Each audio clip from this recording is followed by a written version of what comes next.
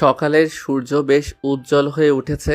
জানালা দিয়ে আসা মিষ্টি রোদ গায়ে পড়লেও আমি তখনও গভীর ঘুমে কম্বল মুড়ি দিয়ে শুয়ে আছি। এত মজার ঘুম ছেড়ে কি আর উঠা যায়? কিন্তু আমার মায়ের ধৈর্য যেন ফুরিয়ে আসছে। খারাপ, কতক্ষণ ধরে ডাকছি, উঠবি না? স্কুলে দেরি হয়ে যাবে। আম্মু, আর একটু, শুধু 5 মিনিট। 5 মিনিট তো তুই আধা ঘন্টা আগেও বলেছিলি।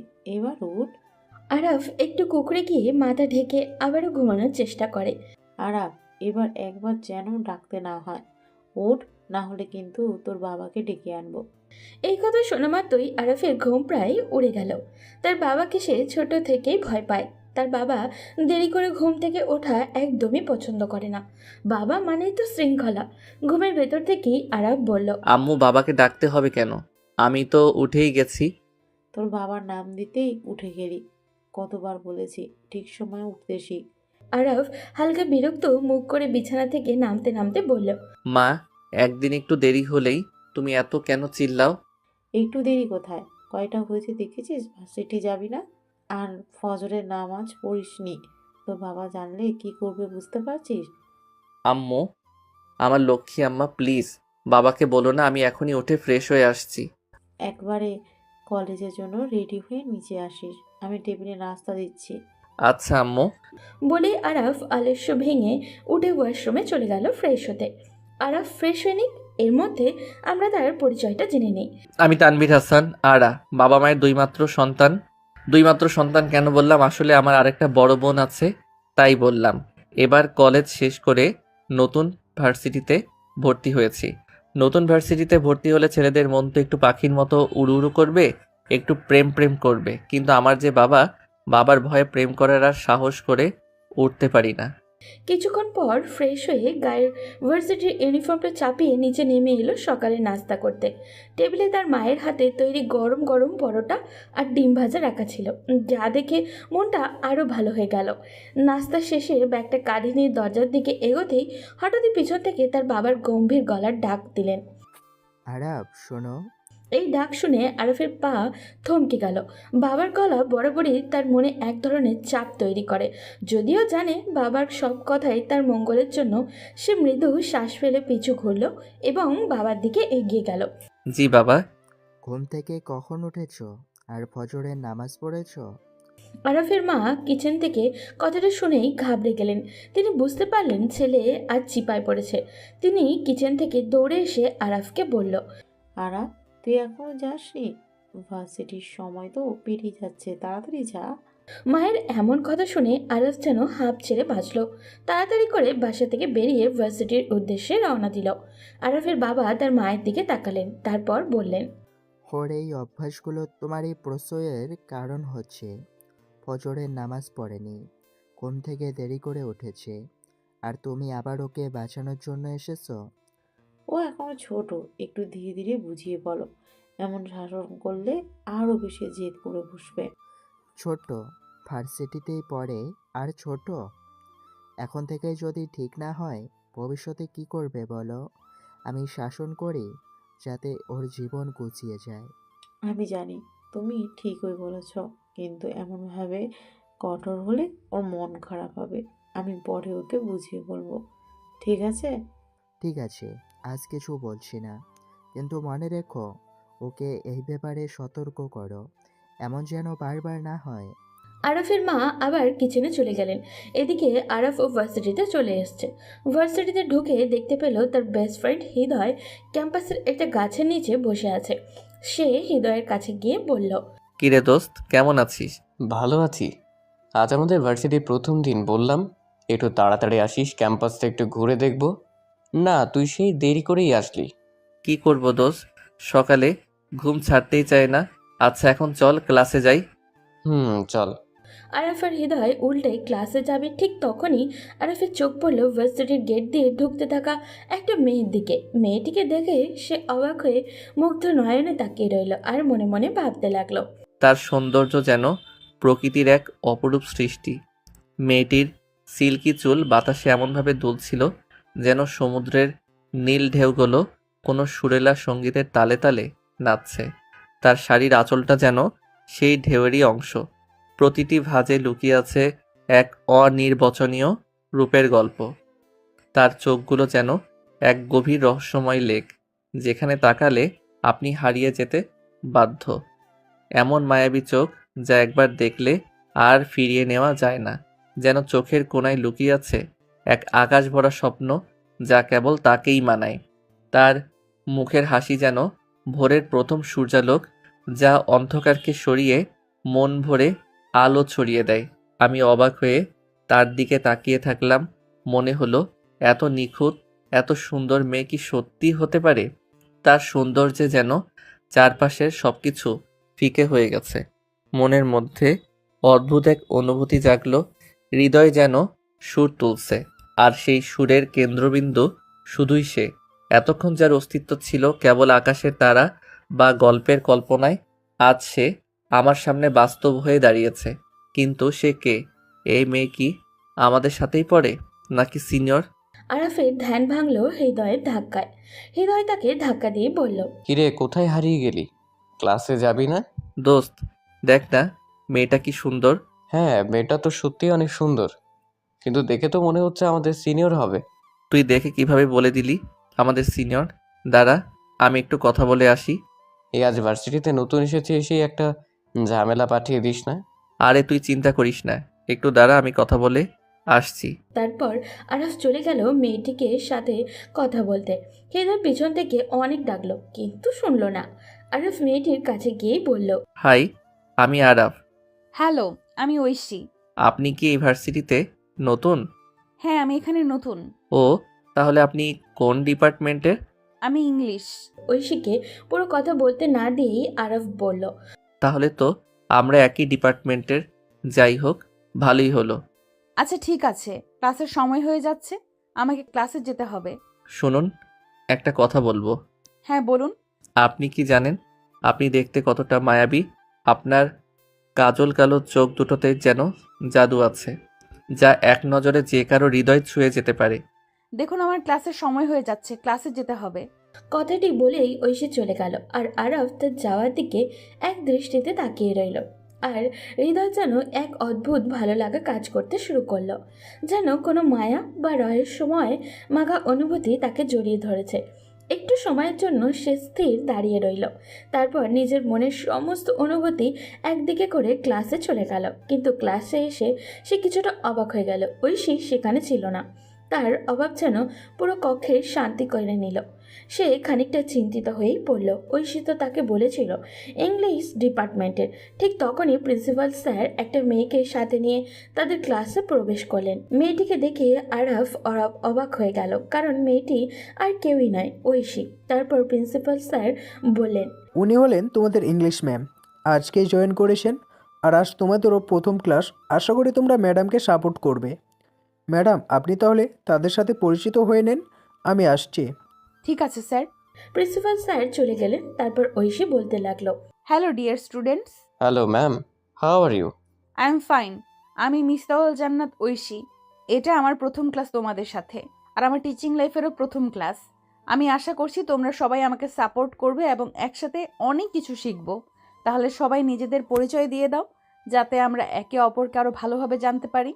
তারপর সবাই একে একে নিজেদের পরিচয় দিতে থাকলো। এদিকে হৃদয় আরফকে হাত দিয়ে একটু খোঁচা দিয়ে বলল, কিরে, বলেছিলাম না ভার্সিটির প্রথম দিন কোনো ঝামেলা বাঁধাস না। আরে আমি কি জানতাম ও আমাদের ম্যাম হবে? আর এত ছোট মেয়ে কি ম্যাম হয় নাকি? উনি ছোট, তুই জানলে কি করে? মেয়েদের বয়স বোঝা যায় নাকি? আরে এখন একটু থাম, দেখ আগে কপালে কি আছে। আল্লাহ তুমি বাঁচাও। সবাই পরিচয় দিল। এবার আরাফের পালা। আরাফ উঠে দাঁড়াতেই ঐশী বলল, মিস্টার আরাফ, তাই না? জি ম্যাম।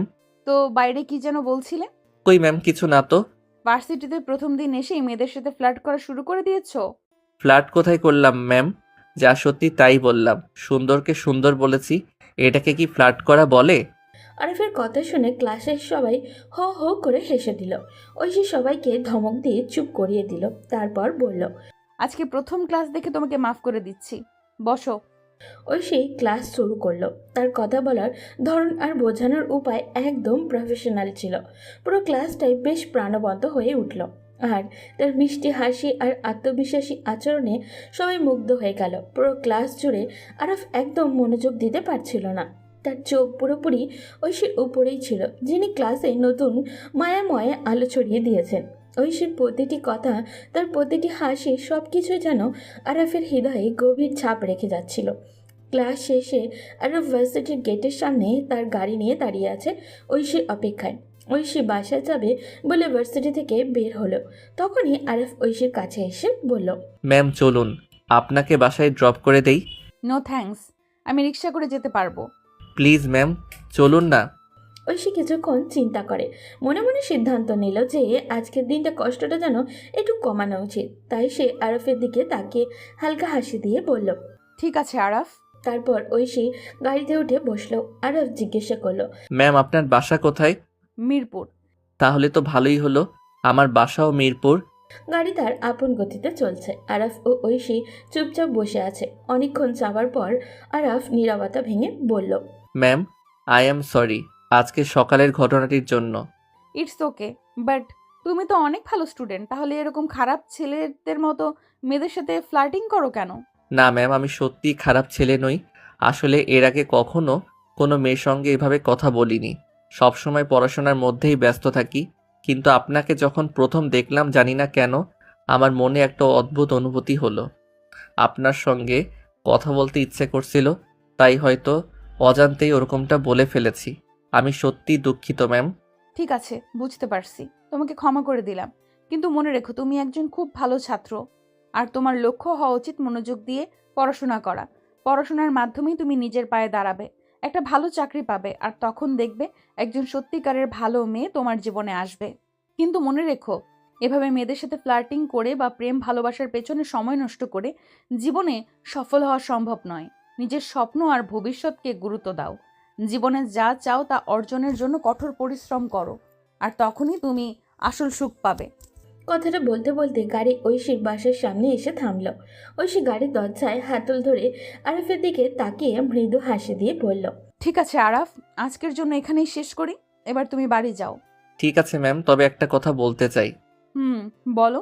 আমার বাসা এখানে কাছেই। আপনি অনুমতি দিলে আপনি প্রতিদিন একসাথে ভার্সিটি যেতে পারি। তার কোনো প্রয়োজন নেই, আমি একাই যেতে পারবো। ধন্যবাদ। ওকে ম্যাম, আল্লাহ হাফেজ। আল্লাহ হাফেজ। ঐশী ধীরে ধীরে তার বাসার গেটের দিকে হাঁটতে লাগলো। আরফ তখন গাড়ির পাশেই দাঁড়িয়েছিল, তার চোখ ঐশীর দিকে। ঐশী যখন গেটের ভেতরে ঢুকতে যাচ্ছিল, হঠাৎই আরফ পিছন থেকে বলল, ম্যাম আপনি কিন্তু সত্যি অনেক সুন্দর, রূপবতী আর মায়াবতীও। আমি কিন্তু সকালে একটা কথাও মিথ্যা বলিনি। কথাটি বলে আরব গাড়িতে উঠে সেখান থেকে চলে গেল। ঐশী পিছন দিকে তাকিয়ে মুচকি হাসতে লাগলো আর মনে মনে ভাবতে লাগলো, কতটা অদ্ভুত ছেলেটা, এত সরল আবার এত বুদ্ধ, কিন্তু তার কথাগুলো সত্যিই আন্তরিক ছিল। এই দিনটা মনে রাখার মতো হয়ে গেল। ঐশী হাসতে হাসতে ভেতরে চলে গেল। ঐশী এইরকম হাসি দেখে তার বাবা জিজ্ঞাসা করলেন, কিরে মা, কি হয়েছে? এইরকম হাসতেছিস কেন? না বাবা, এমনি কিছু হয়নি। তুমি দুপুরে ওষুধ খেয়েছো তো? হ্যাঁ রে মা, ওষুধ খেয়েছি।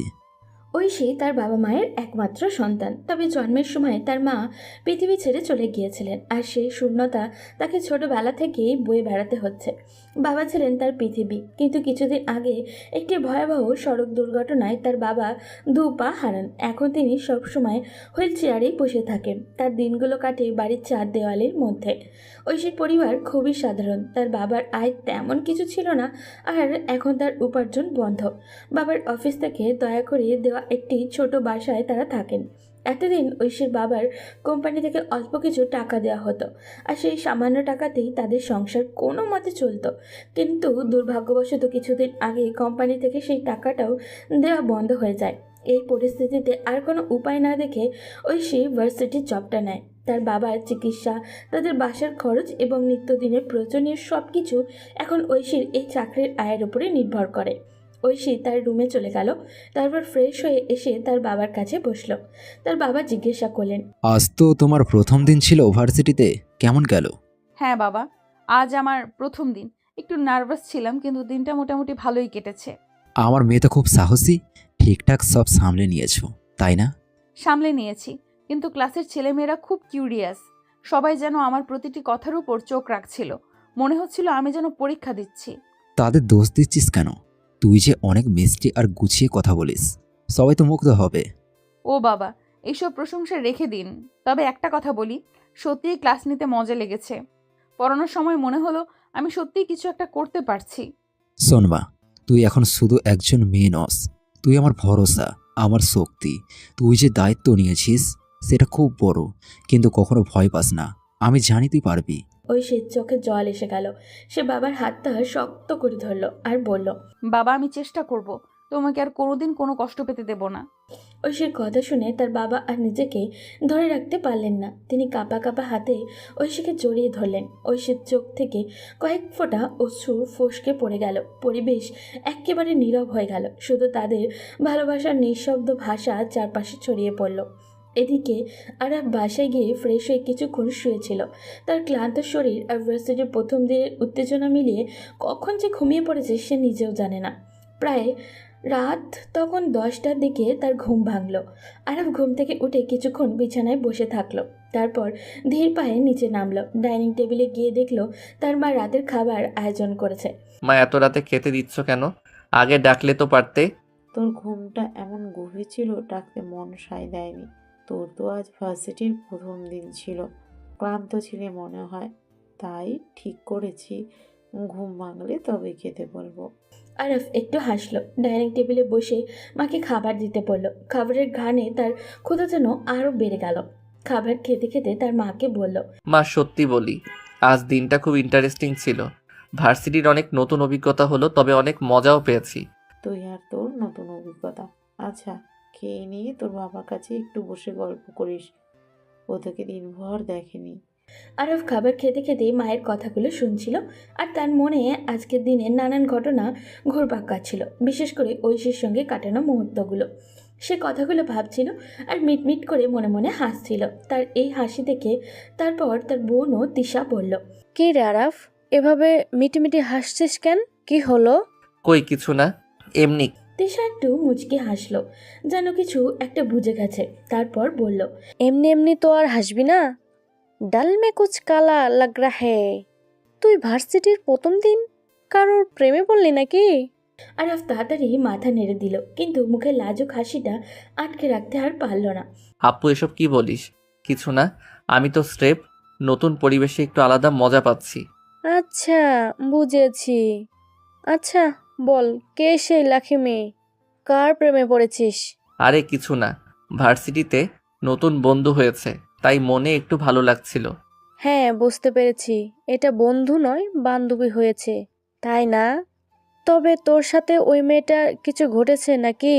আপু প্লিজ, এসব কিছুই না। তুই কি শুরু করলি? আচ্ছা ঠিক আছে, তুই চাইলে কিছু বলিস না, কিন্তু মনে রাখিস আমার কিন্তু দরকার পড়বে একদিন। ওইটা সময় আসলেই দেখা যাবে। আরব খাবার শেষ করে উঠতে তার রুমে চলে গেল। রুমে গিয়ে মোবাইলটা হাতে নিয়ে ফেসবুক খুলল। প্রথমেই তার মনে হলো ঐশীর আইডি খুঁজে বের করবে। সে সার্চ বারে ঐশীর নাম লিখে চাপ দিল। প্রায় অনেকক্ষণ ধরে সে স্ক্রল করতে থাকলো, কিন্তু ঐশীর আইডি পেল না। সে বিরক্তি নিয়ে স্ক্রল করছিল, বারবার নামগুলো খুঁজে দেখছিল, কিন্তু কিছুই পাচ্ছিল না। আর বিরক্তি নিয়ে ঘুমিয়ে পড়েছিল। কিছু সময় পর ফজরের নামাজের সময় তার মা এসে তাকে ডেকে দিল। আরফ চোখ মেলে উঠে নামাজ পড়ে আবারও ঘুমিয়ে পড়ল। প্রায় 8টার দিকে আবার তার মা এসে তাকে ডাক দিলেন, কিন্তু আজও আরফের মুখে বিরক্তির ছাপ ছিল। সে এক চোখ মেলে উঠে বিছানা থেকে উঠে দাঁড়ালো। ফ্রেশ হয়ে নিচে ডাইনিং টেবিলে আসলো। ডাইনিং টেবিলে এসে দেখে তার বাবা আগে থেকেই নাস্তা করছেন। আরফ চুপচাপ এসে খাবার টেবিলে বসলো। তার বাবা বললেন, আরাব, আমি তোমার সাথে কিছু গুরুত্বপূর্ণ কথা বলতে চাই। জি বাবা, বলেন। শুধু পড়ালেখা শিখলে আর ভালো রেজাল্ট করলেই তো হয় না, জীবনে ডিসিপ্লিন অনেক জরুরি।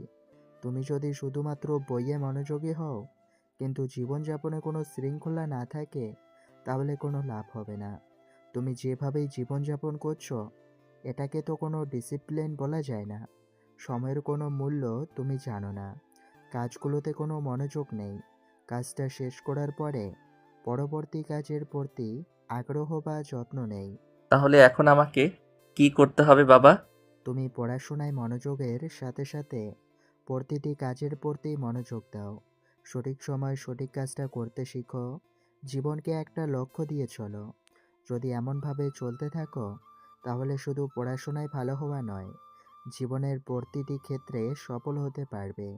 তোমার ভবিষ্যতের জন্য এই শৃঙ্খলা অনেক জরুরি। বাবা, বুঝতে পারছি। তুমি যদি এখন এই ডিসিপ্লিন শিখে নিতে না পারো তাহলে তুমি আমার ব্যবসা কিভাবে পরিচালনা করবে?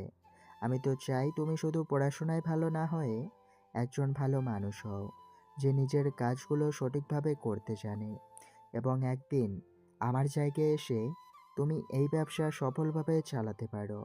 আচ্ছা ঠিক আছে, এবার তুমি একটু থামো, ছেলেটাকে খেতে দাও। আমি কেন ছেলেকে এরকম কথা বলছি তুমি জানো, আরাফের মা?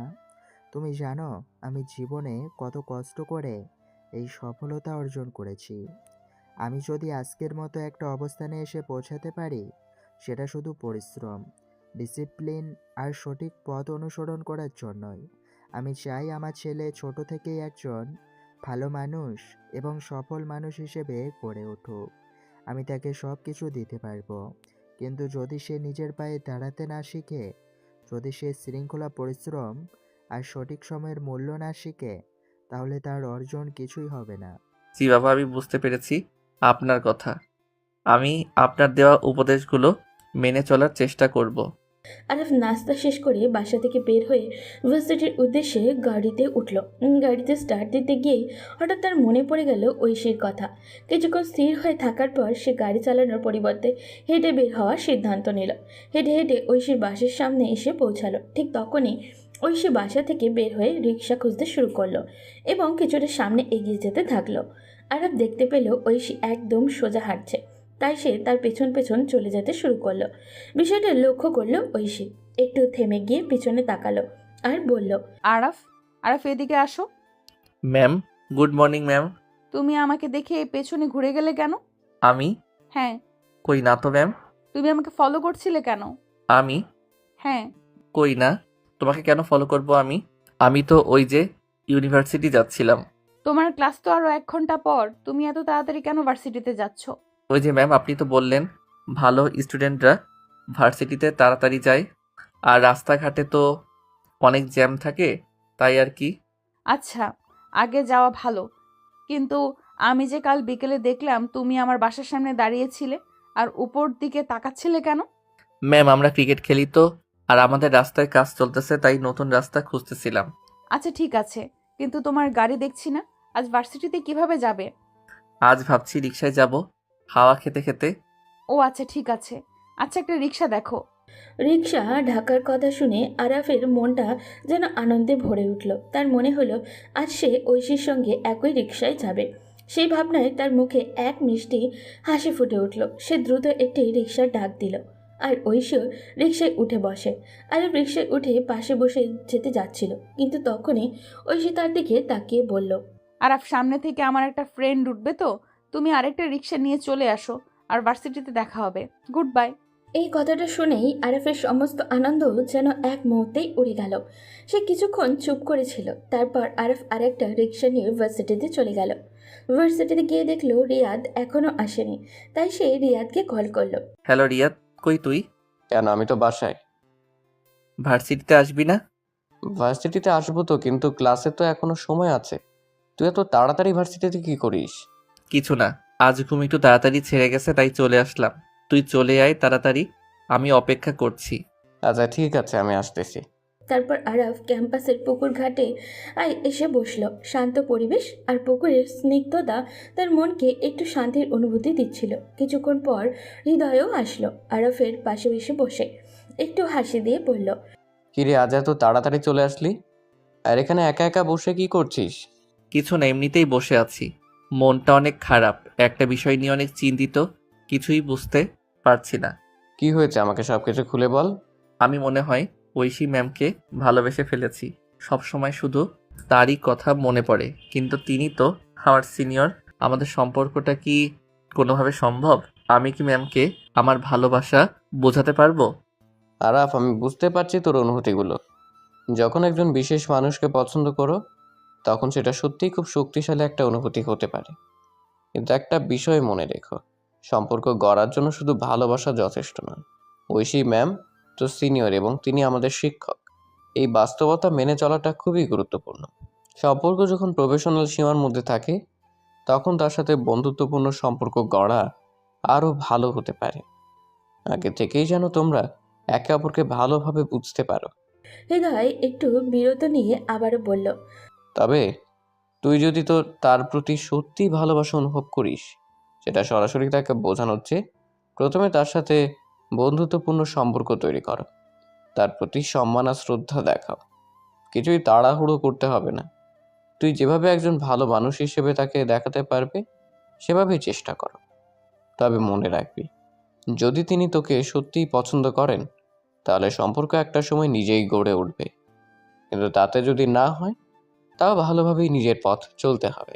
আরাফ হৃদয়ের কথাগুলো খুব মনোযোগ দিয়ে শুনছে, আর হৃদয় আরেকটু গম্ভীর হয়ে বলল, আসলে সম্পর্কের ক্ষেত্রে সবচেয়ে গুরুত্বপূর্ণ বিষয় হলো মানসিক সংযোগ। তুই যদি তাকে ভালোবাসিস, তাতে কি তারও তোর প্রতি একই অনুভূতি আছে, সেটা ভাবতে হবে। আর কখনো যদি তোর অনুভূতিগুলো প্রকাশ করিস, তখন সেটা সঠিক সময়ে ও সঠিক পরিস্থিতিতে যাতে তা জন্য আর তোর জন্য স্বস্তিকর হয়। তুই ঠিক বলেছিস হৃদয়, খুব তাড়াহুড়া করাটা ঠিক হবে না। ধীরে ধীরে সবকিছুই বুঝে করতে হবে। হ্যাঁ আরাফ, ভালোবাসা কখনো জোর করে ঘটানো যায় না। তার জন্য সময় ও পর্যাপ্ত মূল্যবান সুযোগ প্রয়োজন। আচ্ছা, এখন চল, ক্লাসের সময় হয়ে গেছে। তারপর আরাফ আর হৃদয় ক্লাসে চলে গেল। ঐশী ম্যাম এসে পড়াতে শুরু করলেন। পুরো ক্লাস জুড়ে শুধু ঐশীর উপস্থিতি যেন এক ধরনের শান্তিপূর্ণ দৃষ্টি তৈরি করেছে। কিন্তু আজ কিছু অন্যরকম ছিল। কখনো কখনো যখন ক্লাস চলছিল, ঐশী অজান্তেই তার দৃষ্টি আরাফের দিকে চলে যাচ্ছিল। সে অনুভব করছিল তার চোখ বারবার যেন আরাফের দিকেই ফিরে আসছে, আর তাকে এক ধরনের অদ্ভুত ভালো লাগা অনুভূত হচ্ছিল। সে বুঝতে পারছিল না কেন এমনটা হচ্ছে, তবে একটি অস্বাভাবিক অনুভূতি তার মধ্যে তৈরি হচ্ছিল। এটি ছিল এক ধরনের মিষ্টি কৌতূহল, আর মনে হচ্ছিল তার মন যেন নিজেই কোনো অজানা টানে আরাফের দিকে চলে যাচ্ছে। যদিও সে নিজেও পুরোপুরি জানতো না কেন, কিন্তু সেই মুহূর্তে তার মনের মধ্যে কিছু অস্পষ্ট কিন্তু শক্তিশালী অনুভূতি জন্ম নিচ্ছিল। কখনো চোখের কোণে, কখনো বা মন থেকে যেন কিছু একটা তার দিকেই টানছিল। ঐশী ভাবছিল, এটি কি শুধুই আমার মনে হচ্ছে, নাকি কিছু একটা বিশেষ আছে? আমি কি সত্যিই আরাফের প্রতি আকৃষ্ট হয়ে পড়েছি? কেন আজকের দিনটা এত অদ্ভুত লাগছে? তার দিকে তাকালে কেন এমন এক অনুভূতি কাজ করছে? ছেলেটা কি এতটা সুন্দর? আর তার মায়াবী চোখের দৃষ্টি যেন এক মধুর রোশনী, যা আমার হৃদয়ে গভীরভাবে পৌঁছায়। তার দিকে তাকিয়ে থাকলে মনে হয় যেন কিছু একটা আমাকে ঘিরে ফেলেছে, এমন এক ভালোবাসা যা আমি আগে কখনো অনুভব করিনি। ঐশী এক সেকেন্ডের জন্য থেমে গিয়ে নিজেকে প্রশ্ন করল, এটি কি সম্ভব? আমি কি সত্যিই প্রেমে পড়েছি? অথচ জীবনে তো কখনো ভালোবাসার পূর্ণতা বুঝিনি, কখনো এমন কিছু অনুভব করিনি। এই অনুভূতি কি শুধু ক্ষণস্থায়ী? কিন্তু এ তো আমার স্টুডেন্ট, আমি কিভাবে এমন অনুভূতি অনুভব করছি? আমাদের সমাজ কি কখনো এটাকে মেনে নেবে? একজন শিক্ষক তার ছাত্রের প্রতি এমন অনুভূতি পোষণ করলে সেটা কি ঠিক হবে? ঐশী নিজেকে প্রশ্ন করছিল, কিন্তু মনের মধ্যে থাকা এই সমস্ত কনফিউশন তাকে আরও বেশি বিভ্রান্ত করছিল। সে জানতো কিছুটা সময়ের জন্য হয়তো এই অনুভূতিগুলো অস্বাভাবিক মনে হবে, কিন্তু তা স্বীকার করেও তাকে চুপচাপ থাকতে হবে। তবে হৃদয়ের মধ্যে যা ঘটেছিল তা যেন তাকে কিছু বলতে বা কিছু করার দিকে টানছিল। যদি সে জানতো তার এই অনুভূতির প্রতি সমাজের একটি নির্দিষ্ট মানদণ্ড ছিল। আজ ক্লাসে আরাফ লক্ষ্য করলো ঐশীর আচরণ একটু ভিন্ন রকম। তার চোখের দৃষ্টি, তার কথার ধরন, সব কিছু যেন কিছুটা পরিবর্তন মনে হচ্ছে। কিছু অস্বাভাবিক কিন্তু মিষ্টি ব্যাপারটাও লক্ষ্য করলো সে। ঐশী মাঝে মাঝে তার দিকে তাকাচ্ছিল, যেন কিছু একটা ভাবছে, কিন্তু সেগুলোকে স্বাভাবিকভাবে নিলেও আরাফের মনে এক অদ্ভুত অনুভূতি কাজ করছিল। হৃদয়ের বলা কথাগুলো তার মনে ভেসে উঠল। ঐশী হয়তো তোর দিকে একটু অন্যভাবেই তাকাচ্ছে, হয়তো কিছুটা ভালোবাসা অনুভব করছে ও। এখন তাকে নিজের জায়গা করে নিতে হবে, তার মন জয় করতে হবে। আরাফের মনে হতে লাগলো এই সুযোগটাই তার জন্য সঠিক। যদি ঐশী সত্যিই তাকে পছন্দ করতে শুরু করেছে, তাহলে তার কাজ হলো ঐশীর মনের মধ্যে একটা জায়গা করে নেওয়া, তার প্রতি আস্থা এবং ভালোবাসার স্থান তৈরি করা। এই ভাবনাটা তাকে নতুনভাবে উজ্জীবিতই করছিল। আর সে জানতো এখন সময় এসেছে ঐশীর কাছে তার ভালোবাসার কথা পৌঁছানোর। তবে সেটা সঠিক সময় এবং সঠিকভাবেই করতে হবে। এখন তার একটাই লক্ষ্য, ঐশী আরও কাছ থেকে জানার সুযোগ তৈরি করা এবং তার জীবনে একটি স্থায়ী জায়গা তৈরি করে নেওয়া। আরাফ ভার্সিটির বাইরে গিয়ে দাঁড়িয়ে অপেক্ষা করতে লাগলো ঐশী আসার। কিছুক্ষণ পর ঐশী আসলো। ঐশীকে দেখে আরাফ বলল, ম্যাম, আজকে আমরা একসাথে বাসায় ফিরতে পারি? না আরাফ, আমি একাই চলে যাব। আমাদের সাথে যাওয়াটা মনে হয় ঠিক হবে না। কেন ম্যাম? এখানে তো অসুবিধা কিছু নেই। সমস্যা শুধু তুমিই দেখছো না, আমি একটা সাধারণ পরিবার থেকে এসেছি। আমাদের সমাজে একটা মেয়ে যদি কোনো ছেলের সাথে ঘুরোঘুরি করে তাহলে অনেকেই নানান কথা বলবে, আমার ওপর এর বাজে প্রভাব পড়বে। তুমি জানো, একজন সাধারণ পরিবারের মেয়ে হিসেবে এই ধরনের পরিস্থিতি অনেক বড় সমস্যা হয়ে দাঁড়াতে পারে। এটা শুধু আমার জন্য নয়, আমার পরিবারের সম্মানের জন্য অনেক বড় ঝুঁকি। ম্যাম, যদি আমরা সব সময় সমাজের চিন্তা করি তাহলে কখনোই জীবনে সামনে এগিয়ে যেতে পারবো না। আমাদের জীবনের সিদ্ধান্ত তো আমাদেরই নিতে হবে। সমাজ তো সেটা নিতে পারে না। সমাজ কি বলবে, কি ভাববে, তার জন্য তো আমাদের জীবন থেমে থাকতে পারে না। আরাফ ঐশীর মনে সাহস জোগানোর চেষ্টা করছিল, কিন্তু ঐশী আজ তার সাথে যেতে রাজি হলো না। আরাফ একটু হতাশ হলেও সে বুঝতে পারছিল যে ঐশী চিন্তা ও সংখ্যা অনেক গভীর। এদিকে তিশা, যার আগ্রহ ছিল আরাফের প্রেমিকা সম্পর্কে জানার জন্য, আজ ভার্সিটিতে এসেছিল। সে বোরকা পরে লুকিয়ে লুকিয়ে এসে সব কিছুই লক্ষ্য করছিল। আরাফ তাকে চিনতে পারেনি, তবে তিশার সব কিছু শুনে নিয়েছিল। ঐশী রিক্সা নিয়ে তার বাসার দিকে রওনা হলো, আর আরাফ হৃদয়কে সাথে নিয়ে কিছু সময়ের জন্য ঘুরতে বের হয়ে গেল, যেন তার মনটা একটু ভালো হয়। তিশাও এক রিক্সা নিয়ে ঐশীর পিছু পিছু চলতে লাগলো। অনেকটা রাস্তা পার হওয়ার পর তিশা রিক্সা থামিয়ে ঐশীকে ডাকলো। এরপর সে বলতে লাগলো, হ্যালো, আমি তিশা। হ্যালো, আমি ঐশী। তা আপনি কে? আপনাকে চিনতে পারলাম না। আমি আরাফের বড় বোন। তাই এভাবে রাস্তা আটকালেন, কিছু কি বলবেন? হ্যাঁ, তোমার সাথে একটু কথা বলতে চেয়েছিলাম। আমরা কি কোথাও বসতে পারি? ওকে, কোনো সমস্যা নেই। এই সামনে একটা কফি শপ আছে, আমরা ওখানেই বসি। হুম, চলো। তারপর তিশা আর ঐশী ওই কফি শপে চলে গেল। কফি শপে গিয়ে একটা টেবিলে বসলো দুজন। তারপর তিশা ঐশীকে জিজ্ঞাসা করলো, ঐশী, তুমি কি অর্ডার করবে?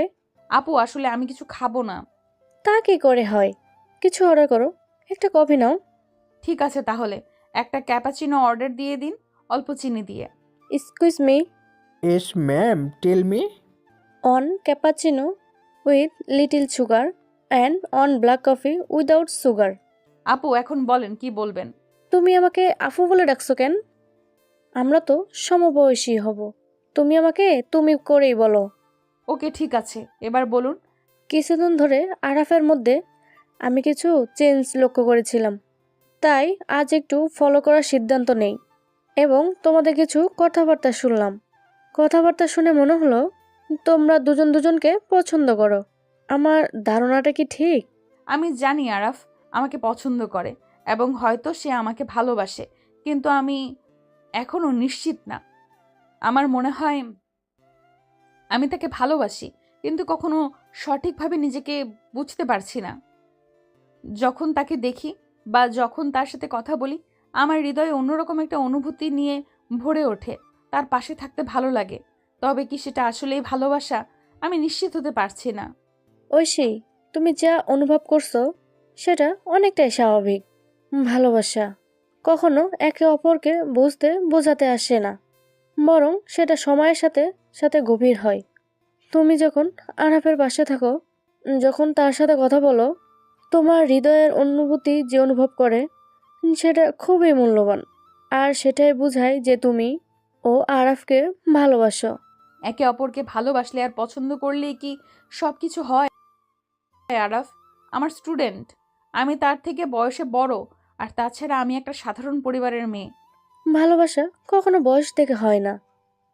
তুমি হয়তো জানো, বলিউডের অভিনেতা শাহিদ কাপুর তার থেকে 13 বছর বড় মেয়ে মীরা রাজপুতকে বিয়ে করেছেন। মীরা রাজপুত ছিলেন একজন সাধারণ ঘরের মেয়ে, কিন্তু তাদের ভালোবাসা এ সম্পর্কে সব বাধা পেরিয়ে গিয়েছে। কিন্তু আমাদের জীবনটা তো আর বলিউড না। বলিউডের মতো তো আর আমাদের জীবন চলে না। আমাদের সমাজ পরিবেশ সব কিছু আলাদা। সব কিছু কি মানিয়ে নেওয়া সম্ভব? মানিয়ে নেওয়া সম্ভব যদি আমরা নিজেদের মতন ভালো থাকতে চাই। জীবনে কিছু সিদ্ধান্ত আমাদের নিজের, আর যখন যেটা সত্যি অনুভূতি ভালোবাসা নিয়ে হয়, তখন কিছুটা সাহস লাগে, আর বাকিটা সময়ের উপর নির্ভর করে। ঐশী কিছুক্ষণ চুপ করে থাকে। তিশার কথাগুলো তার মনের গভীরে পৌঁছে যায়, যেন এক অদৃশ্য শক্তি তাকে প্রেরণা দেয়। তার মনে এক অদ্ভুত সাহস সঞ্চারিত হয়। মনে মনে ভাবতে থাকে, হ্যাঁ, জীবনের কিছু গুরুত্বপূর্ণ সিদ্ধান্ত তো আমাকে নিজেই নিতে হবে। আমি যদি সত্যিই তার জন্য ভালোবাসা অনুভব করি, তাহলে সমাজ বা পরিবেশ আমাকে থামাতে পারবে না। ঐশীর মনের মধ্যে এক নতুন আশা জাগে, যেন তার ভালোবাসার পথটা আরেকটু পরিষ্কার হতে শুরু করেছে। ঐশীকে অনেকক্ষণ চুপ করে থাকতে দেখে তিশা আবারও বলতে লাগলো, আমার ভাইটা খুব সহজ সরল, তবে মাঝে মাঝে একটু দুষ্টামি করে, কিন্তু তার মধ্যে একটা অসীম ভালোবাসা লুকানো থাকে। মানুষের প্রতি তার একটি দুর্বলতা রয়েছে। এমন মনের মানুষ যদি তুমি জীবনসঙ্গী হিসেবে পাও, তাহলে আমি নিশ্চিত তোমার জীবন হবে সুখী। তুমি এমন একজন সঠিক মানুষকে বাসা পাবে, যার সঙ্গে তোমার বাকি জীবনটুকু কাটানো যাবে। ঐশী এখনো চুপ করেই আছে, কোনো কথা বলছে না। তিশা আবারও বলল, আমার মনে হয় এখন আমাদের একটু সময় নিয়ে চিন্তা করা উচিত। তুমি তোমার বাসায় গিয়ে নিজ থেকে ভাবো, নিজের মনের সঙ্গে বোঝো, সত্যিই কি তুমি আরাফকে ভালোবাসো? তারপর আমাকে জানাও, আর বিশ্বাস রাখো আমি তোমাদের পাশে আছি, তোমাদের সাপোর্ট করতে প্রস্তুত। আমি চাই আমার ভাই জীবনে একজন ভালো মানুষের সুখে থাকতে পারুক। ঠিক আছে, আমি তোমার সব কথাই মাথায় রাখবো। আমাকে একটু সময় দাও। আজকের রাতটা নিজের মতো কাটাতে চাই। কালকে আমি তোমাকে জানিয়ে দেব। ওকে, ঠিক আছে, তোমার মোবাইল নাম্বারটা আমাকে দাও। 017592। আচ্ছা, আজ তাহলে আসি।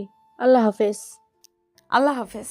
তারপর তিশা আর ঐশী যে যার বাসায় ফিরে গেল। ঐশী বাসায় ঢুকতেই তার বাবা লক্ষ্য করলেন আজ তার মুখটা যেন একটু অস্বাভাবিক দেখাচ্ছে, কেমন চিন্তা আর উদাস। তিনি আদর ভরা কণ্ঠে ঐশীকে ডেকে বললেন, কিরে মা, তোর মুখটা এমন কেন? কিছু হয়েছে নাকি?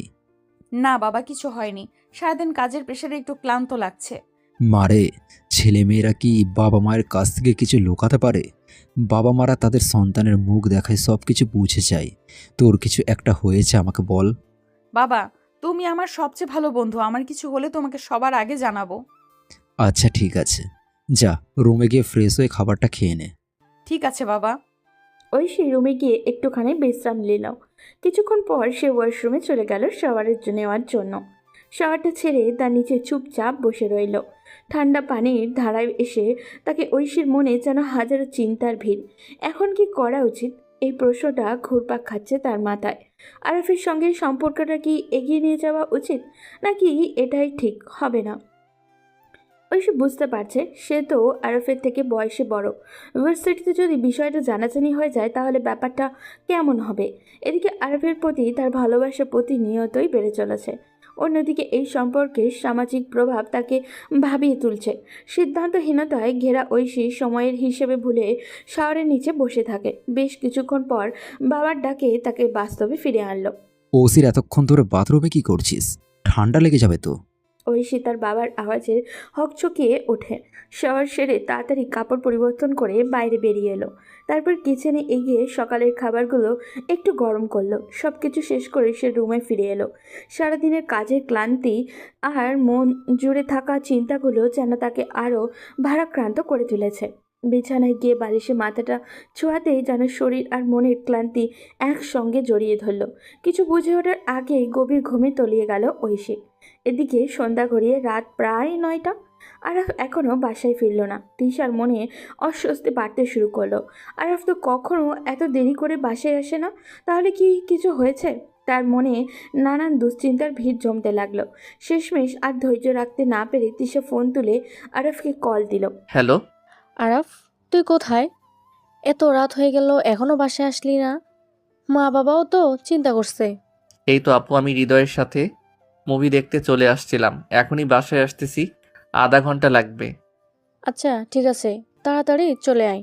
আরাফ মুভিটা শেষ না করে হৃদয়কে টেনে হিচড়ে বাইরে নিয়ে এলো। দ্রুত একটা রিক্সা নিয়ে হৃদয়কে তার বাসায় নামিয়ে দিয়ে নিজেও বাসায় ফিরে এলো। বাসায় দরজায় পৌঁছেই কলিং বেল বাজতেই তিশা দরজা খুলে দিল। তিশা প্রথমেই আরাফের দুশ্চিন্তায় ভরা অস্বস্তি মাখা মুখটা দেখে একটু মজা পেয়ে গেল।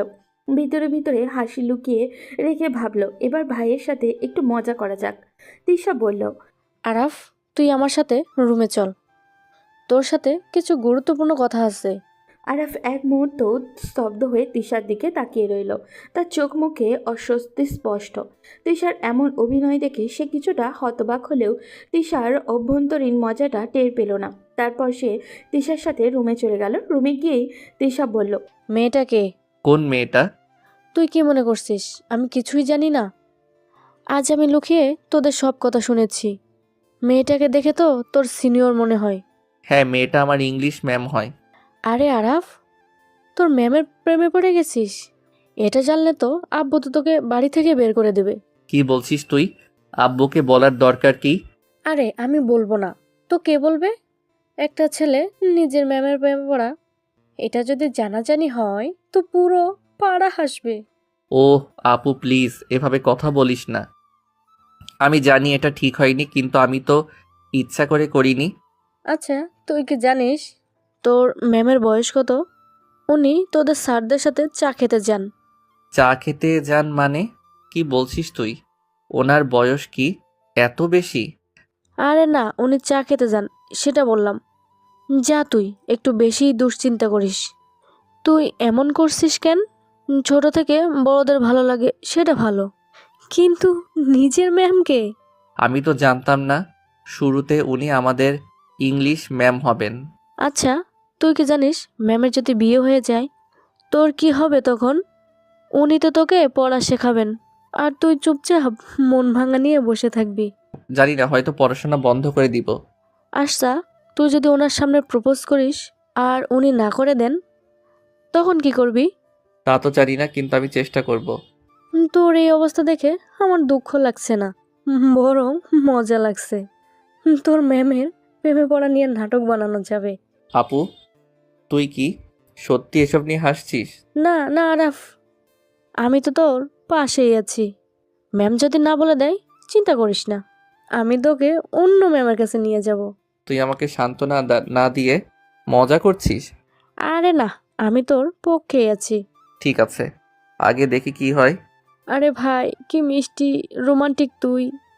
একদিন তোকে নিয়ে গল্প লিখব, ছাত্র যখন ম্যামের প্রেমে পড়ে। কথাটা বলেই তিশা আরাফের রুম থেকে বেরিয়ে আসলো আর আরাফ ওয়াশরুমে চলে গেল। শাওয়ার সেরে সে নিচে গিয়ে রাতের খাবারটা তাড়াতাড়ি শেষ করলো। খাবার শেষ করে আবার রুমে ফিরে এলো। রুমে এসে মোবাইলটা হাতে নিয়ে ফেসবুক খুললো। আজও তার মাথায় ঘুরপাক খাচ্ছিল ঐশী। আবার সে ঐশীর নামটা সার্চ দিতে শুরু করলো। কয়েকটা আইডি স্ক্রল করার পর হঠাৎ একটি আইডি তার চোখ আটকে গেল। আইডিতে ঢুকতেই তার মন আনন্দে নিচে উঠল। এটা ঐশীর আইডি। অনেক খুঁজে পেয়ে তার মন যেন উচ্ছ্বাসে ঢেউ বইতে লাগলো। মুহূর্তই দেরি না করে সে ঐশীকে ফ্রেন্ড রিকোয়েস্ট পাঠিয়ে দিল, কিন্তু অপেক্ষার পরেও ঐশী ফ্রেন্ড রিকোয়েস্ট অ্যাকসেপ্ট করলো না। তার ধৈর্য যেন ফুরিয়ে যাচ্ছিল। অবশেষে সে সাহস করে ডিরেক্ট ঐশীকে মেসেজ করলো। Hi ma'am. হ্যালো।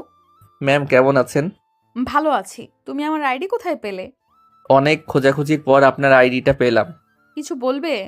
না ম্যাম, এমনিতেই মেসেজ করলাম আপনার খোঁজ খবর নেয়ার জন্য। খোঁজ খবর তো কাল ভার্সিটিতে গেলেও নিতে পারবে, এইভাবে রাতে মেসেজ করার কি দরকার? Sorry ma'am. শোনো, পড়াশোনায় মনোযোগ দাও, সামনে তোমার ফাইনাল এক্সাম। ভালো রেজাল্ট করা ভীষণ গুরুত্বপূর্ণ। এইভাবে আমার পেছনে সময় নষ্ট করা বন্ধ করো। নিজের ভবিষ্যৎ নিয়ে একটু সিরিয়াস হও, বুঝেছো? আরব কথাটা শুনে সে একবার থমকে গেল। মুখে আর কোনো কথা এলো না। চুপচাপ থেকে গেল অনেকটা সময়। মনে হলো তার আকাশে কালো মেঘ জমে গেছে আর তার স্বপ্নগুলো বৃষ্টি হয়ে একে একে ভেঙে পড়ছে। তার মাথায় ভীষণ যন্ত্রণা শুরু হয়েছে, যেন চিন্তার ভারে দম বন্ধ হয়ে আসছে ওর। কোনো কিছুই আর পরিষ্কারভাবে ভাবতে পারছিল না। ক্লান্ত শরীর নিয়ে বিছানায় গিয়ে বালিশে মাথা রাখতেই এক গভীর নিঃশব্দ ঘুমের অতলে তলিয়ে গেল। পরদিন সকালে ঐশী ভার্সিটির উদ্দেশ্যেই রওনা দিল। মনটা অদ্ভুতভাবেই অস্থির ছিল, কারণ সে চিরাচরিতভাবে আজও আরাফের খুঁজতে লাগলো, কিন্তু আশেপাশে চোখ বুলিয়ে আরাফের দেখা পেল না। আরাফ সেদিন ভার্সিটিতে যায়নি। সারাটা দিন ঐশীর মন যেন অজানা এক অভাববোধে ভরে গেল। তার দুই চোখ শুধু আরাফকেই খুঁজে ফিরল, কিন্তু কোথায় দেখা মিলল না। এভাবে কয়েকটা দিন কেটে গেল। এই কয়েকটা দিন আর ভার্সিটিতে আসেনি। প্রতিদিন ঐশী যেন এক অদৃশ্য আকর্ষণে আরাফকে খুঁজে বেড়াচ্ছিল, কিন্তু আরাফের অনুপস্থিতি তার মনের মধ্যে থাকা এক ধরনের শূন্যতা আর অস্বস্তিতে তৈরি করে যাচ্ছিল। একা একা বসে ঐশীর মনে হতে লাগলো, কোথায় গেল আরাফ? সে কি ইচ্ছে করেই আসছে না, নাকি কিছু হয়েছে? কেন জানি মনে হচ্ছে আমার কিছুই ভালো লাগছে না। আমার এমন লাগছে কেন? তাহলে কি সত্যি আমি আরাফকে ভালোবাসি? আমি কি শুধু আরাফের সেই দুই চোখের মায়ায় পড়ে গেছি? এমন অস্পষ্ট অনুভূতি যেন তার হৃদয়ের ঘুরপাক খাচ্ছিল, আর সে কোনোভাবেই তার সত্যিকারের অনুভূতিগুলো বুঝে উঠতে পারছিল না। ঐশী ভার্সিটি থেকে বেরিয়ে একটা রিক্সা নিয়ে সোজা বাসায় চলে এলো। বাসায় ঢুকতেই তার বাবা মেয়ের মলিন মুখ দেখে কিছুটা চিন্তিত হয়ে মেয়ের অবস্থা দেখে মনে মনে টেনশন শুরু করলেন। তিনি উদ্বেগে মেয়েকে ডাক দিলেন। ওসি, এদিকে আয় মা, আমার পাশে একটু বস। হ্যাঁ বাবা, বলো, কিছু কি বলবে? তোর মুখ দেখে বোঝা যাচ্ছে তোর কিছু একটা হয়েছে। বাবা মায়েরা সন্তানের মুখ দেখে সব বুঝে যেতে পারে। তুই তো আমাকে তোর সবচেয়ে ভালো বন্ধু মনে করিস, তাহলে আমাকে সবকিছু খুলে বল, কি হয়েছে তোর? ঐশী এবার কিছুটা আবেগময় হয়ে পড়ল। তার চোখে অজান্তেই জল চলে এলো। কষ্ট আর চাপের ভেতরে থেকে নিজেকে সামলাতে না পেরেও সে ভেঙে পড়ল। বাবার দিকে তাকিয়ে তার কণ্ঠে অনেকটা দুঃখ এবং হতাশা মিশে গেল। ঐশী বলতে লাগলো, বাবা, আমি একটা ছেলেকে পছন্দ করি, কিন্তু সমস্যা হচ্ছে ছেলেটা আমার স্টুডেন্ট আর বয়সও অনেক ছোট। আমি কিছুতেই তাকে বলতেও পারছি না, কিন্তু আমার মধ্যে এক অজানা ভালোবাসা আর মায়া বেড়ে চলেছে। আমি কি করব কিছুই বুঝতে পারছি না। ঐশীর কথা শুনে তার বাবা একটু মুচকে হাসলেন, তারপর মেয়েকে বলতে লাগলেন, শোন মা, ভালোবাসা কোনো সাদা কালো বড় ছোট বিষয় না। ভালোবাসা আসে মনের গভীর থেকে। এটা কোনো কিছুর সীমা মানে না। কখন কাকে ভালো লেগে যায়, ভালোবাসা এক অদ্ভুত মায়া। এটা এমন একটা অনুভূতি যা মানুষ কখনো একেবারে নিয়ন্ত্রণ করতে পারে না। ভালোবাসা মানুষকে এক অদৃশ্য বাঁধনে বেঁধে রাখে, এবং সে বাঁধন থেকে বেরিয়ে আসা সহজ নয়। ঐশীর বাবা একটুখানি থেমে তার চোখের গভীর দৃষ্টি নিয়ে আবারও বললেন, তুমি এখন কি চাও সেটা ঠিক করতে হবে তোমাকেই। ছেলেটা ছোট নাকি বড় সেটা আসলে বড় ব্যাপার নয়। বড় ব্যাপার হলো তুমি তাকে মন থেকে ভালোবাসো কিনা, আর সে কি ঠিক তেমনভাবেই তোমাকে ভালোবাসে। যদি তুমি সত্যিই মনে করো যে তুমি তাকে ভালোবাসো, তাহলে তোমাকে সে অনুভূতির দিকে এগিয়ে যেতে হবে। তবে মনে রেখো, আমি সবসময় তোমার পাশে আছি। তুমি যা সিদ্ধান্ত নেবে আমি তাতে তোমার সঙ্গী আছি। তার বাবা এসব কথা ঐশীকে অনেকটাই শান্ত করলো, যেন তার হৃদয়ে এক ধরনের শক্তি এসেছে। বাবার প্রতি আস্থা এবং ভালোবাসা অনুভব করে ঐশী ভাবতে লাগলো, তাহলে কি আমি সত্যিই তাকে ভালোবাসি? যদি হ্যাঁ, তাহলে কি আমাকে এগিয়ে যাওয়া উচিত? ঐশী আর কোনো কিছু না ভেবে সোজা রুমে চলে গেল। কিছু সময় একা থাকতে চাইল সে। ফ্রেশ হয়ে এসে কাপড় চেঞ্জ করে মনটাকে কিছুটা ঠান্ডা করার চেষ্টা করলো। তারপর হাতে ফোন নিয়ে তিশাকে কল করলো। তিশা ফোনটা রিসিভ করে বলল, হ্যালো ঐশী, কেমন আছো? হ্যালো তিশা, আলহামদুলিল্লাহ আমি ভালো আছি। তুমি তো আর কিছুই জানালে না আমাকে। আমি অনেক চিন্তা ভাবনা করে দেখেছি এবং আমি সত্যি আরাফকে ভালোবাসি। তবে মাঝে মাঝে মনে হয় আমার মধ্যে কিছু সংশয় রয়েছে। আমি জানি আমি একটা সাধারণ পরিবারের মেয়ে। তোমাদের বাবা মাকে আমাদের এই সম্পর্ক মেনে নেবে? ঐশী, তুমি এসব নিয়ে একদম চিন্তা করো না। আমি জানি আমার ভাই তোমার সাথে সুখে থাকবে, তাই আমি আমার ভাইয়ের জন্য আমার পরিবারকে রাজি করাবো। আমি আমার ভাইয়ের সুখের জন্য সব করতে রাজি। তাহলে কি আমি আরাফের সাথে কথা বলবো? আরাফ কিছুদিন যাবৎ ভার্সিটিতে আসছে না, মনে হয় আমার উপর রাগ করে আছে। না, এখন আরবকে কিছু বলার প্রয়োজন নেই। আমরা এই বিষয়টি সারপ্রাইজ হিসেবে রাখতে চাই। আমি আমার বাবা মার সাথে কথা বলে তাদের রাজি করানোর চেষ্টা করব। তারপর তাদের নিয়ে তোমাদের বাড়িতে আসব। তোমার বাবার কাছে আমি আমার ভাইয়ের জন্য তোমাকে চাইতে আসব। এই কথাটি শুনে সে একেবারে লজ্জায় লাল হয়ে গেল। তারপর ফোনটা কেটে দিয়ে আনন্দে নাচতে শুরু করলো। আজ তার মনের মধ্যে যেন এক ধরনের অদ্ভুত উচ্ছ্বাস বিরাজ করছে। সব কিছু এত সুন্দর লাগছে যেন তার পৃথিবীটাই অন্যরকমই হয়ে গেছে। তাকে যে মানুষটি খুব পছন্দ করে তাকে সে পাবে, এই চিন্তাতেই তার মনের মধ্যে এক ধরনের শান্তি এবং আনন্দ ঢুকছে। এদিকে রাতে খাবারের জন্য আরাফ ডাইনিং টেবিলে এলো। এসে দেখলো ডাইনিং টেবিলে খাবার পরিপূর্ণভাবে সাজানো হয়েছে। সে খাবার খেতে বসলো আর তার বাবা, তিশা এবং তার মা সবাই একসাথে খাবার খেতে বসলেন। আরাফের এমন অবস্থা দেখে তার বাবা বললেন, আরাফ, কি হয়েছে তোমার? তোমাকে এরকম দেখাচ্ছে কেন? কই বাবা, কিছু হয়নি তো। এমনিতেই মনে হয় ঘুম একটু কম হয়েছে। তোমাকে আমি সেদিন অনেকবার বোঝানোর চেষ্টা করেছিলাম, নিজেকে একটু বদলাও, ডিসিপ্লিনের মধ্যে এসে জীবনটা একটু ঠিক পথে নিয়ে আসো। কিন্তু না, দিন দিন তোমার শুধুই অধঃপতন ঘটেছে। মনে হচ্ছে তুমি নিজেকে হারিয়ে ফেলছো। দিন দিন তুমি আরও খারাপ হয়ে যাচ্ছ, যা আমি আশা করিনি। তার বাবার এই কঠোর কথাগুলো শুনে আরফ কিছু না বলে মনোযোগ হারিয়ে ফেলল। খাবারও ছেড়ে দিল। প্লেটের মধ্যে পানি ঢেলে তার হাত ধুয়ে উঠে চলে গেল। তার বাবা নীরবভাবে তার দিকে তাকিয়েছিলেন, যেন হতাশ ও উদ্বেগ ভরা দৃষ্টিতে। তিশা পুরো পরিস্থিতি দেখে একটু নরমভাবে বলল, মা, বাবা, আমি আরাফের ব্যাপারে আপনাদের সাথে কিছু কথা বলতে চাই। আরাফের ব্যাপারে কি বলবোই বলো? আরাফ একটি মেয়েকে পছন্দ করে। কি বলছিস এসব তুই? হ্যাঁ বাবা, আমি ঠিকই বলতেছি, সে একটি মেয়েকে পছন্দ করে। আমার মনে হয় তাকে এখন বিয়ে করিয়ে দেওয়া ঠিক হবে। যে ছেলে এখনো নিজের জীবনের কোনো দিকে মনোযোগ দেয় না, সব সময় খামখেয়ালিভাবে চলাফেরা করে, তার পক্ষে কিভাবে একটা মেয়েকে বিয়ে করে সংসার করা সম্ভব? বাবা, আমার মনে হয় ওই মেয়েটা তাকে বুঝিয়ে শুধরে নিতে পারবে। আর যখন ছেলেদের ওপরে কোনো দায়িত্ব আসে, তখন তারা অনেক বেশি পরিণত হয়ে ওঠে, নিজেদের সিদ্ধান্ত নিতে সক্ষম হয়। আচ্ছা ঠিক আছে, কিন্তু মেয়েটা কে? আর নাম কি? কোথায় থাকে? পরিবারে কে কে আছে? বাবা, মেয়েটার নাম হচ্ছে ঐশী। আরাফের ভার্সিটিতে ইংলিশ ম্যাম, এবং ঐশী আমাদের এই পাশেই থাকে। তার বাবা একটি প্রাইভেট কোম্পানিতে জব করতেন। কিছুদিন আগে একটা অ্যাক্সিডেন্টে তার দুটি পাই চলে যায়, আর মা ঐশীর জন্মের সময় মারা যায়। কি বলছিস তুই? তুই কি পাগল হয়ে গেছিস? আরাফের থেকে বয়সে বড় একটা মেয়েকে আমি কিভাবে আমার ঘরের বউ বানাবো? মানুষ তো এ নিয়ে হাসাহাসি করবে, আমার অগ্রিম সম্মানটাই ক্ষতিগ্রস্ত হবে। এটা আমি কখনো মেনে নেব না। বাবা, মানুষের মন্তব্য দেখলে তো জীবন চলবে না। তুমি যখন তোমার ব্যবসা শুরু করেছিলে, তখন কি এই সমাজের মানুষ তোমার পেছনে হাসাহাসি করেনি? কিন্তু আজ দেখো তুমি কোথায় পৌঁছেছো। আর যারা তোমাকে নিয়ে হাসাহাসি করেছিল, তারা এখনো একই জায়গায় দাঁড়িয়ে আছে। আর ঐশীর সাথে আমি কথা বলেছি। মেয়েটা সত্যিই অনেক ভালো, এবং আমি বিশ্বাস করি এই মেয়ে আমার ভাইয়ের জীবনে আসে, সে সুখী হবে, সে তার জীবনকে আরো সুন্দরভাবে সাজাতে পারবে। তিশার কথা শুনে তার বাবা একটু চিন্তায় পড়ে গেলেন। অনেকক্ষণ নীরব থেকে তারপর তিশাকে বললেন, তুই ঠিক বলেছিস মা, আমারও মনে হয় এই সিদ্ধান্তই আমাদের আরাফের জন্য ভালো হবে। ঠিক আছে, আমরা ঐশীর বাসায় যাব এবং তার বাবার সাথে কথা বলবো। তুই ঐশীর সাথে কথা বলে একটা ডেট ঠিক করে ফেল। ঠিক আছে বাবা। এরপর তিশা ঐশীকে ফোন করে সব কিছু খুলে বলল।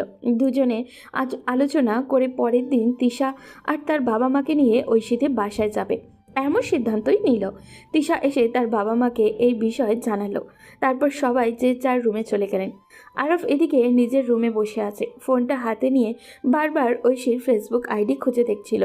তার চোখ ঐশীর ছবি থেকে সরে না, আর সে স্ক্রল করতে করতে রাত প্রায় 3টা হয়ে গেল। কখন ঘুমিয়ে পড়ল সে নিজেই বুঝতে পারল না। পরের দিন সকালে সবাই ঘুম থেকে উঠে নিজের প্রস্তুতি নিতে লাগলো ঐশীদের বাসায় যাওয়ার জন্য। আরফ ঘুমে থাকায় তাকে ছাড়াই তারা ঐশীদের বাসায় চলে গেল। ঐশীদের বাসায় পৌঁছে সবাই একসাথে বসে আলোচনা শুরু করলো। তখন আরফের বাবা কিছুটা গম্ভীর দৃষ্টিতে বললেন, বেআই সাহেব, আমার ছেলে আর আপনার মেয়ে দুজনেই একে অপরকে পছন্দ করে। আমরা চাই তাদের দুজনের হাত এক করে দিতে, যাতে তারা একসাথে তাদের জীবন সুন্দরভাবে সাজাতে পারে।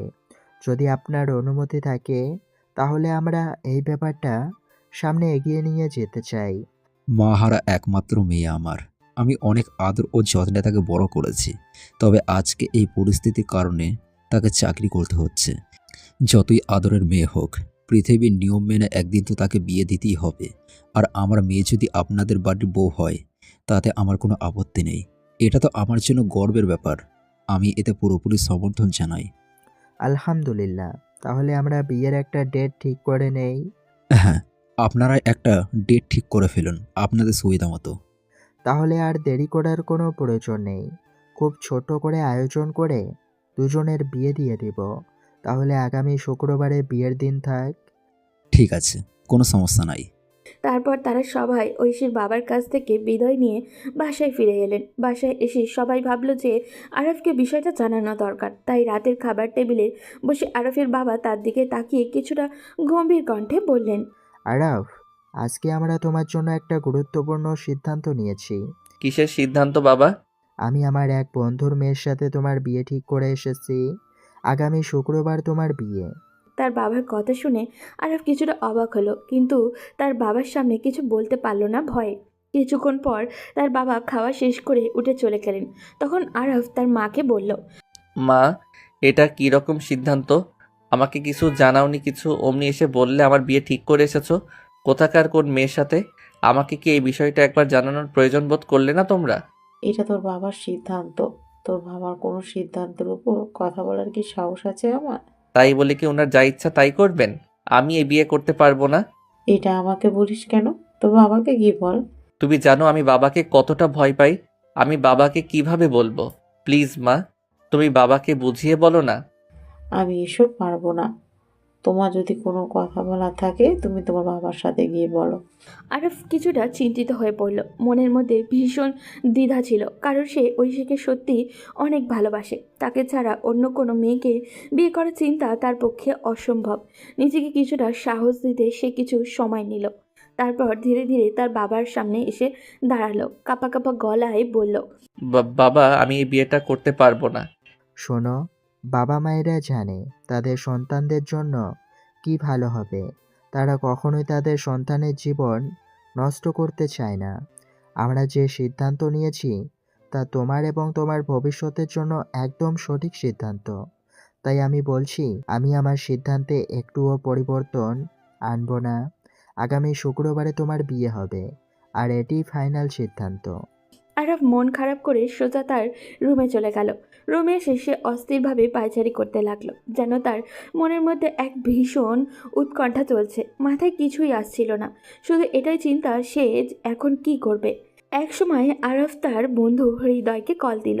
হৃদয় কলটা রিসিভ করতেই বলল, কিরে আরাফ, কয়েকদিন থেকে ভার্সিটিতে আসিস না, কি হয়েছে তোর? এসব কথা বাদ দে দোস্ত, অনেক বড় একটা সমস্যায় পড়ে গেছি। এখন কি করব বুঝতে পারতেছি না। কি সমস্যা আমাকে বল। বাবা আমার বিয়ে ঠিক করে ফেলেছে তার কোন বন্ধুর মেয়ের সাথে। আগামী শুক্রবার বিয়ে। কিন্তু তুই তো জানিস আমি ঐশী ম্যামকে পছন্দ করি। আমি তাকে ছাড়া অন্য কোনো মেয়েকে বিয়ে করতে পারবো না। এখন আমি কি করব তুই বল। ম্যাম কি তোকে পছন্দ করে? আমার মনে হয় ম্যামও আমাকে পছন্দ করেন। আমি তার চোখে আমার প্রতি ভালোবাসা দেখেছি। তাহলে তোর হাতে এখন একটাই অপশন আছে, সেটা হলো ম্যামকে প্রপোজ করা। যদি ম্যাম রাজি হয়ে যায় তাহলে বাকি সব আমি ম্যানেজ করে দেব। হ্যাঁ, তুই ঠিক বলেছিস, আমাকে এখন তাই করতে হবে। আচ্ছা বাই, পরে কথা হবে। ওকে, বাই। আরাফ হৃদয়ের সঙ্গে কথা বলে কলটা কেটে দিল। এবার সে ঐশীকে মেসেজ করবে এবং তাকে প্রপোজ করবে। ভাবনা শেষ করতে না করতেই সে ঐশীকে মেসেজ পাঠালো, কিন্তু ঐশী তার কোনো মেসেজের জবাব দিল না। এতে আরাফ ভীষণ হতাশ হয়ে পড়ল, যেন তার মনটাই ভেঙে গেল। তবুও সে হাল ছাড়ল না। একটার পর একটা মেসেজ পাঠিয়েই গেল, কিন্তু অনেকগুলো মেসেজ পাঠানোর পরও কোনো উত্তর আসেনি। রাত প্রায় 3টা বেজে গিয়েছে। ক্লান্তিতে তার চোখে ঘুম নেমে এলো। বিছানায় শোবার সঙ্গে সঙ্গে সে গভীর ঘুমে তলিয়ে গেল। সকালে ঘুম ভাঙতেই দেখে ঘড়িতে 9টা বেজে গেছে। তার মানে এখন ঐশী ইউনিভার্সিটিতে যাওয়ার জন্য বের হবে। কোনো কিছু আর না ভেবে তাড়াহুড়ো করে রেডি হয়ে সে সরাসরি ঐশী বাসার নিচে গিয়ে দাঁড়ালো। কিছুক্ষণ অপেক্ষার পর ঐশী নিচে নেমে এলো। ঐশীকে সামনে আসতে দেখে আরাফ সাহস করে তার সামনে গিয়ে দাঁড়ালো এবং বলল, ম্যাম, জাস্ট একটা কথা বলবো। জাস্ট একটা কথা বলার জন্য আমি এখানে আসছি। ম্যাম, একটু সময় নিব। আরাফ, তুমি আমার বাসার নিচে কেন আসছো? সরি ম্যাম, বাসার নিচে আসার জন্য জাস্ট একটা কথা বলার জন্য আসছি। এটা কোনো রিজন হলো? তুমি কথা বলার জন্য এভাবে আমার বাসার নিচে চলে আসবে? ম্যাম, জাস্ট একটা কথা ম্যাম। ওয়েট, তার আগে তুমি এটা বলো, কাল রাতে তুমি আমাকে এতবার কেন মেসেজ দিয়েছো? ম্যাম, আপনাকে জাস্ট একটা কথা বলার জন্য আমি কাল রাত থেকে একটুও ঘুমাইনি। শোনো, আমি তোমাকে কিছু কথা বলি। তুমি তোমার পার্সোনাল লাইফে কি করছো না করছো সেটা জানা তো আমার কোনো প্রয়োজন নেই। Please ma'am. ওকে, বলো। বাট আপনি আমাকে প্রমিস করতে হবে, আমার কথাগুলো শোনার পর আপনি ঠিকঠাক মতো ক্লাস নেবেন, ঠিকঠাক মতো ভার্সিটিতে যাবেন। তোমার কথা শুনতে হলে এখন আমাকে প্রমিস করতে হবে যে আমি ক্লাসে যাব কি না। আরাফ, তুমি বলো কি বলতে এসেছো, ঝটপট বলো, আমার অনেক কাজ আছে। Ma'am, I love you. আমি সিরিয়াসলি আপনাকে ভালোবাসি। প্রথম দিন যখন আপনাকে দেখি সেদিনই আমি আপনাকে মন থেকে ভালোবেসে